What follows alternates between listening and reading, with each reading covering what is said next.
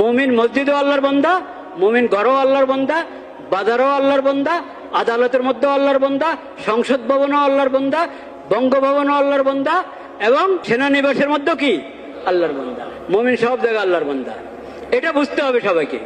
মুমিন সব জায়গায় আল্লাহর বান্দা, এবং এই মুমিনরা সব জায়গায় আখিরি নবী হযরত মুহাম্মদ মুস্তাফা সাল্লাল্লাহু আলাইহি ওয়াসাল্লামের উম্মত।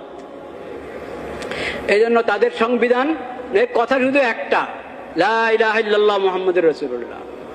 মুমিন মুসলিম দেশের সংবিধান, ওটার প্রথম কথা লেখা থাকুক বা না থাকুক, সংবিধানের গায়ে লেখা থাকুক বা না থাকুক, মুসলিম দেশের সংবিধানের মধ্যে লিখিত হোক আর উজ্জ্ব থাকুক, এটা আছেই, লা ইলাহা ইল্লাল্লাহ মুহাম্মাদুর রাসূলুল্লাহ।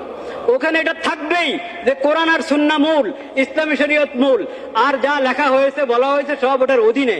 ভুলে যদি ওটার বিরুদ্ধে কিছু লেখা হয়ে থাকে, বা কোনো দুষ্ট ইচ্ছা করে কোরআন সুন্নাহর বিরুদ্ধে, শরীয়তের বিরুদ্ধে কিছু লেখা হয়ে থাকে, সেটা বাতিল। কুল্লু শারতিন লাইসা ফি কিতাবিল্লাহ ফাহুয়া বাতিলুন।